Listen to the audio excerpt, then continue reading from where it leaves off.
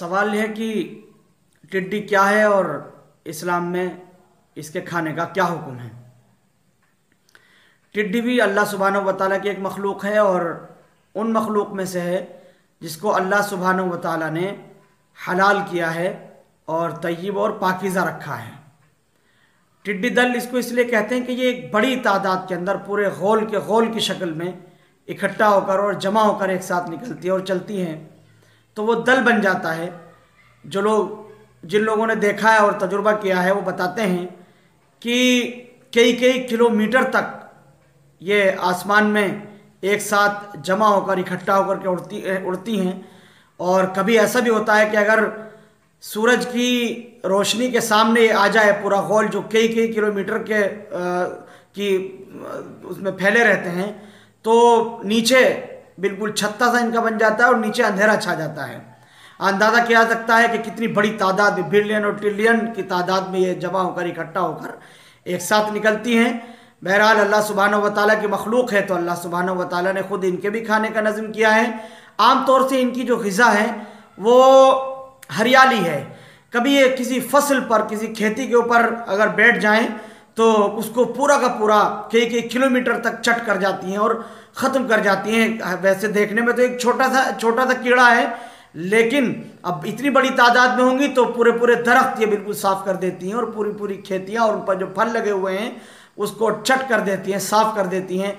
और ऐसा महसूस होता है गोया ये हमारी खेतियों पर अज़ाब की शक्ल के अंदर नाजिल हुई हैं। कुरान करीम के अंदर भी इसका जिक्र किया गया है। अरबी ज़बान में इसको जराद कहते हैं, लोकस्ट्स इंग्लिश में भी कहते हैं और अरबी में जराद कहते हैं।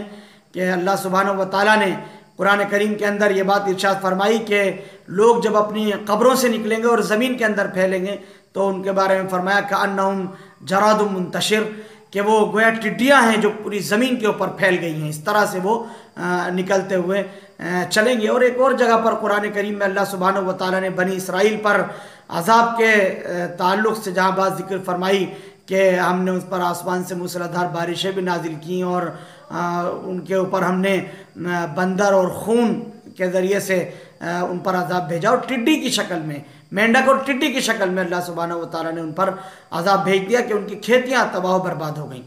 तो टिड्डी के लिए अरबी ज़बान में कुरान करीम में जराद का लफ्ज़ इस्तेमाल हुआ है।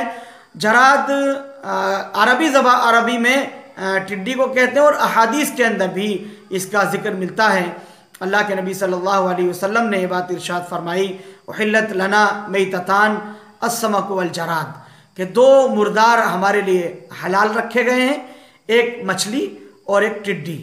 मालूम ये हुआ कि इनको ज़बह करने की ज़रूरत नहीं है, इनको हलाल करने के लिए ज़बह करने की ज़रूरत नहीं। इमाम अबू हनीफ़ा रहमतुल्लाह अलैह के यहाँ, इमाम शाफ़ई और इमाम अहमद इब्न हम्बल रहमतुल्लाह के यहाँ ये बग़ैर हलाल किए भी हलाल हैं। अगर ये फितरी मौत मर जाए तब भी हलाल है, किसी ने इसको मार दिया तब भी ये हलाल है, इसका सर तोड़ दिया जाए, इसकी टांगें तोड़ करके इसको मार दिया जाए तब भी ये हलाल है, किसी मुसलमान ने इसको ज़बह किया या शिकार किया तब भी ये हलाल है, किसी गैर मुस्लिम ने इसको पकड़ लिया या गैर मुस्लिम ने इसको मार दिया, किसी मुशरिक ने इसको मार दिया तब भी ये हलाल है। अलबत्ता इमाम मालिक रहमतुल्लाह अलैह के नज़दीक इसको ज़बह किया जाए तभी ये हलाल है, यानी इसकी गर्दन तोड़ करके मार दिया जाए या इसके पर या इसकी जो टांगें हैं उनको तोड़ करके मार दिया जाए तभी ये हलाल है। कोई भी तरीक़ा इसको ज़बह करने का इख्तियार किया जाए और मारा जाए तभी इमाम मालिक रहमतुल्लाह अलैह के यहाँ ये हलाल है।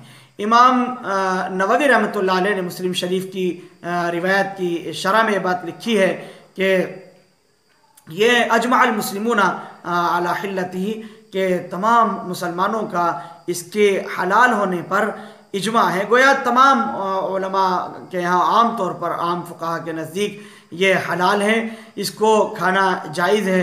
जिस तरह से भी चाहें इसको खा सकते हैं, इसको भून करके भी खा सकते हैं, तल कर भी ये खाई जाती है, इसी तरह से चावलों के साथ भी इसको खाया जा सकता है। और अतिब्बा और माहिरीन ये बताते हैं कि सबसे ज़्यादा प्रोटीन इसके अंदर पाया जाता है। आमतौर से लोग सोयाबीन का इंतखाब करते हैं, सोयाबीन खाते हैं, सोयाबीन से भी 20-30% ज़्यादा इसके अंदर प्रोटीन होता है। अल्लाह सुब्हानहू व तआला ने इसको हमारे लिए हलाल रखा है। ये वो जानवर है जिसको ये हशरातुल अर्द में से है, ये वो जानवर है हशरातुल अर्द है कि जिसको खाना हलाल है, तय्यब है, पाकीज़ा है और किसी भी सूरत में इसको खाया जा सकता है। जो जो जो लोग जिन इलाकों में खाई जाती है, आमतौर से अहले अरब इसको खाते हैं, वहाँ अरबों में बहुत ज़्यादा खाई जाती है, तो उनकी तबीयत भी इसको ले लेती है। जिन ममालिक में, जिन खित्तों इलाकों में नहीं खाई जाती है, उनकी तबीयत नहीं लेती है। तो मिसाल के तौर पर हमारे यहाँ नहीं खाई जाती है तो खाना कोई ज़रूरी नहीं है, अलबत्ता हलाल है। ये वो मुर्दार जो हलाल रखे गए, मछली और ये टिड्डी, मछली भी हलाल है और ये टिड्डी भी हलाल है, इसको ज़बह करने की ज़रूरत नहीं है। आजकल सोशल मीडिया पर खबरें आ रही हैं, बड़ी तादाद के अंदर ये टिड्डी दल आ रहा है और बड़ा नुकसान पहुंचा रहा है। तो अगर टिड्डी दल को ख़त्म करने का ये तरीका भी इख्तियार कर लिया जाए, बहुत से वैक्सीन छिड़की जाएगी, दवाइयाँ इसके ऊपर छिड़की जा रही हैं और आसमान में दवाइयाँ छिड़क दी जाती हैं, उससे खेतियों को भी नुकसान हो सकता है, आम इंसानों को भी नुकसान हो सकता है, उसके साइड इफ़ेक्ट्स भी हैं। बहुत से तरीके इख्तियार किए जा सकते हैं उसको मारने के, ख़त्म करने के। उन्हीं में से एक बेहतर तरीका यह है कि उसको जो है वो पकड़ा जाए और पकड़ा करके उसको बेचा जाए, फ़रोख्त किया जाए, तो उसको बेचने में भी मनफात है, उसकी तिजारत की जा सकती है और इसी तरह से उसको खाने में भी इस्तेमाल किया जा सकता है। जैसा कि खाने की कहीं पर तंगी है तो अल्लाह सुब्हानहू व तआला की तरफ से ये नेमत है, इस तौर पर नेमत कह रहा हूँ कि उसको बेच भी सकते हैं, ये बेचना एक तिजारती मनफात है, और खाया भी जा सकता है इसको। ये माकूल शय है, उसको खाया भी जा सकता है, तो ये भी इस तरह से मनफात है। बहरहाल ये भी दुआ करें कि अल्लाह सुब्हानहू व तआला इसके अजाब से हम सबको महफूज रखे, कहीं अजाब की शक्ल में ना हो, इससे महफूज रखे अल्लाह सुब्हानहू व तआला। और अगर कहीं पर ये तरीक़ा इख्तियार कर लिया जाए, उसको खाया जाए और उसको फ़रोख्त किया जाए, जैसा कि इस्लाम में इसकी हिल्लत है, हलाल है इस्लाम में, तो ये बेहतरी की शक्ल एक समझी जा सकती है कि ये भी उसकी एक शक्ल है। बहरहाल ये हलाल इसको किया गया है और आम फ़ुक़हा के यहाँ, सभी के यहाँ ये हलाल है और इस पर इजमा है इसके हलाल होने पर।